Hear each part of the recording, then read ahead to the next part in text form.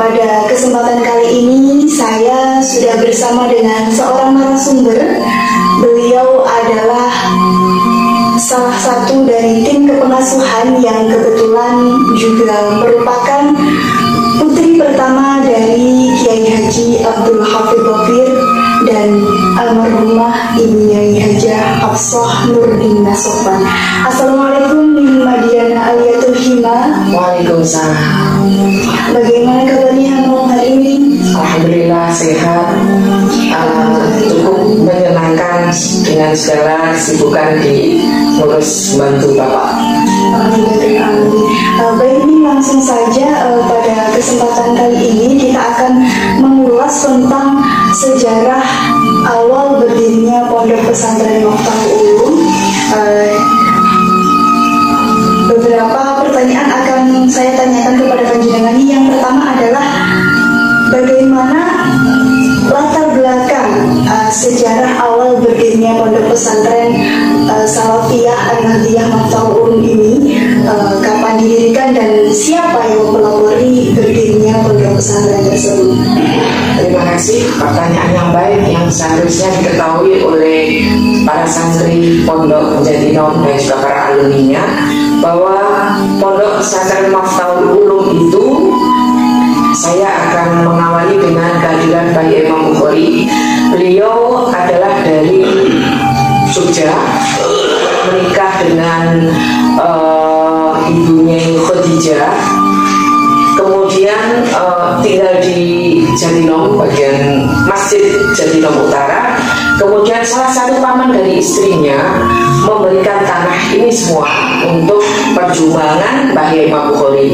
Tepatnya saya kurang tahu, tapi di dokumen belakang masjid tertulis 1923. Itu mungkin adalah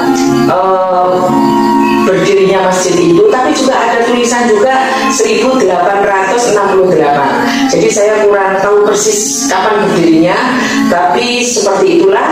Yang jelas ini adalah pendirinya adalah Mbah Kiai Haji Imam Bukhari. Beliau seorang aktivis dakwah dan juga aktif di pergerakan melawan penjajahan, dan beliau adalah salah satu tokoh syariat Islam zamannya Cokro Aminoto, dan dibuang di Banda Naira pada tahun sekitar 1927 sampai 1946.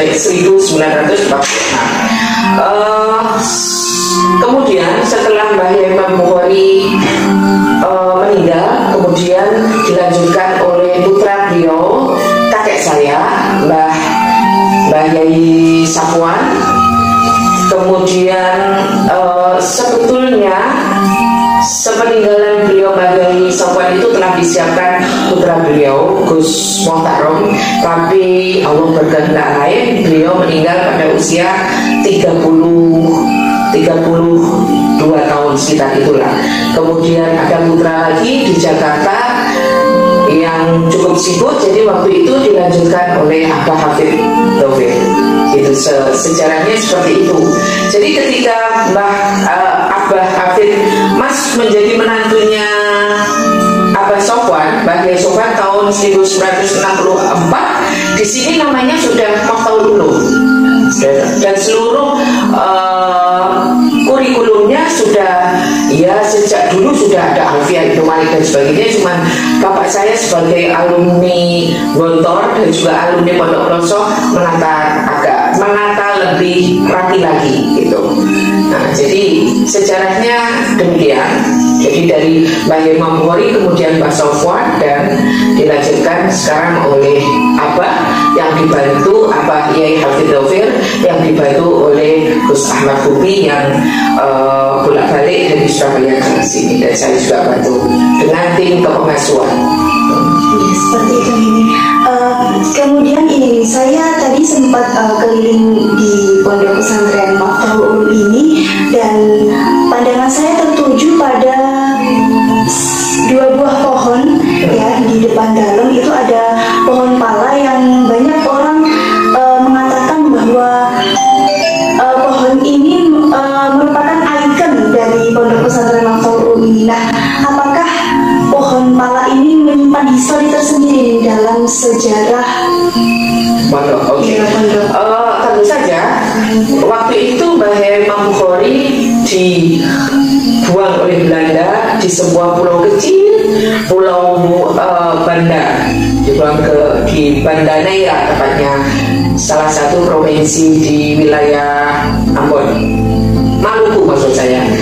Di situ Banda itu terkenal di seluruh dunia tanaman polonya, tanaman pala dan juga beberapa cengkeh kayu manis. Tapi yang ikon dunia itu Banda Neira adalah asal mula dari tumbuhan endemik dari Banda Neira adalah pala yang kemudian menyebar ke seluruh dunia. Nah, ketika mbah saya di sana dibuang selama 12 tahun, mungkin sebagai kenang-kenangan beliau membawa 3 pasang pohon pala. Jadi pohon pala itu berpasangan, laki dan perempuan. Saya kurang tahu persis, tapi demikian sejarahnya. Jadi ada 3 pasang, yang satu ditanam di Pondok Jatinom mungkin sebagai kenang-kenangan, yang satu lagi di taman di dalam itu apa ya namanya? Bukan itu Istana Gebang. Kemudian di salah satu keluarga di Jatinom ada juga ditanam sepasang pohon pala itu sebagai kenang-kenangan dari sana. Itu, dan kita kemarin adik saya Gus Bobi berkunjung ke Banda Neira untuk mengulik cerita tentang perjuangan kakek saya dan juga kakek buyut saya dan juga putra beliau Mbah Sofwan selama dibuang di Banda Neira, tentang bagaimana berjuang mengajarkan agama Islam, khususnya Mbah lebih condong ke tasawuf waktu itu. Di sana kalau Mbah Sofwan itu ke pelajaran-pelajaran fikih. Kemudian untuk unit pendidikan yang ada di Pondok Pesantren Maftuhul Ulum ini terdiri dari apa saja dan bagaimana sistem pengajaran yang diajarkan? Oke. Sistem atau unit pendidikannya yang formal adalah madrasah sanawiyah dan madrasah aliyah. Kemudian ada unit-unit kegiatan TPQ, kemudian pengajian ibu-ibu di hari Jumat, kemudian ada lagi pengajian para pemuda namanya pengajian kolang kaling, kemudian apa lagi? Sepertinya itu ada juga beberapa santri adalah juga menempuh pendidikan di perguruan tinggi di sekitaran Blitar. Ada UNU, ada Stin Al-Muslimun, ada ini apa ini? Unisba. Jadi para mahasiswa itu juga punya unit pengajian sendiri. Kita menyebutnya mahasantri. Jadi seperti itu, dan pendidikannya kita tetap bertahankan dengan literasi kitab-kitab salaf sebagaimana yang selama ini dikenal di kalangan pondok-pondok Nahdien, pondok-pondok NU. Ya, kalau di bidang fikih kita memakai Fathul Murid, Fathul Mu'in, kemudian di bidang ilmu alam, Jurumiyah, kemudian Alfiah, jumlah dengan artian apa? Imriti. Nah, kalau di bidang tafsir kita memakai al-iblis dan tafsir jalan gitu. Nah, kemudian ada pengajian umum, biasanya yang bersifat umum itu taklim. Gus Bobi dulu Abah ngaji hikam setiap seminggu sekali. Kemudian sekarang kan mungkin ada beberapa dinamika, nanti kita juga akan kembalikan lagi pengajian Abah yang minggu akad pagi hikam. Berarti kalau dikatakan ciri khas dari pendidikan yang diajarkan di Pondok Pesantren Maktabul Ulum ini berupa kitab-kitab klasik atau kitab-kitab yang selama ini menjadi pegangan di pondok-pondok salafiyah. Kebetulan Abah itu sangat alumni Proso, jadi ya memang literaturnya adalah ya yang selama dulu suatu Abah pondok ya itu gitu, jadi yang dibawa ke sini juga itu. Namun sebelum Abah di sini sudah ada Alkia, ada dan sebagainya, itu ada Ihya Ulumuddin Bako gitu. Sekarang mungkin belum lagi yang itu ya, nanti ada pengajian umum itu, dulu ada Ihya Ulumuddin, ada kemudian ini pertanyaan yang terakhir nih, mengingat bahwa Pondok Pesantren Maktabul Ulum ini kan merupakan pondok salaf, berarti pondok tradisional. Nah, bagaimana pondok pesantren ini dalam menyikapi perkembangan kemajuan ilmu pengetahuan dan teknologi serta modernisasi di zaman sekarang ini? Oke, terima kasih. Pondok di sini tuh menekankan pendidikan salaf dengan literasi yang sudah saya sebutkan tadi, itu fokus utamanya. Namun juga tidak mengabaikan perkembangan yang lainnya. Ya, alhamdulillah kita pernah masuk nominasi Jawa Timur untuk matematika misalnya, untuk lomba-lomba yang lain, atletik dan sebagainya. Kita alhamdulillah tidak ketinggalan lah, biasa-biasa aja, cukup bisa mengimbangi.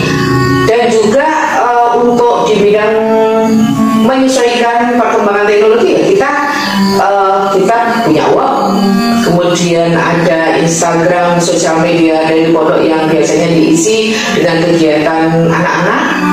Kemudian juga ada CCTV, kemudian sistem penilaiannya dari sanawiyah dan alia juga sudah menggunakan komputer. Kita ujian juga terbiasa juga memakai komputer, apalagi ya salah satunya itulah, nanti mungkin akan lebih berkembang lagi gitu. Berarti meskipun berbasis dari pondok salaf tetap mengikuti perkembangan zaman. Ya, harus disesuaikan. Itu kan teknologi itu kan kemasan, tapi kontennya tetap salaf. Nah, jadi demikian. Mohon doa restunya dari seluruh pemirsa. Semoga Pondok Jatinom tetap bisa bertahan untuk sesuai dengan perkembangan zaman.